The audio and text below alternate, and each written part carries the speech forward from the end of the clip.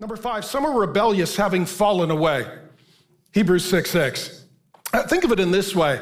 Think of someone who is on the precipice of a cliff, and they're just teetering over the edge.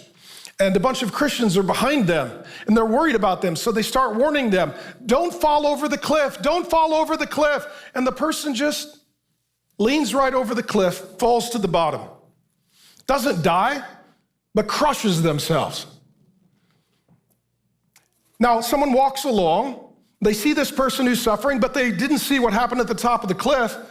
And they walk up to this person and they ask, you're in such pain, what happened? The Christians yelled at me. They've caused all this pain.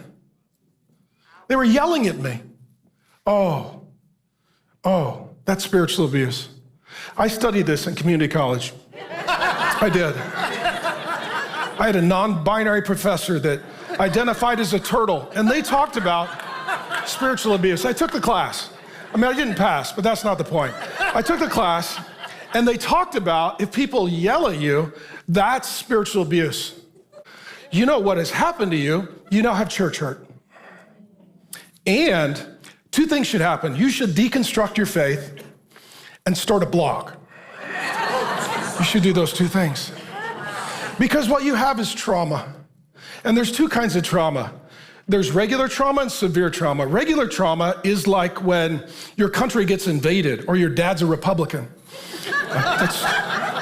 But then there's severe trauma. It's micro trauma. Micro trauma. Like when Christians yell at you. By the way, what did they say? They said not to jump off the cliff.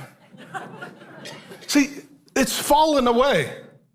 It's intentionally self-destructing. And some of you have done that, and Christians are like, don't do that, don't go there, don't date them, don't. You're gonna hurt yourself. You're like, why are you yelling at me? I thought you were the loving people. We are. That's a cliff.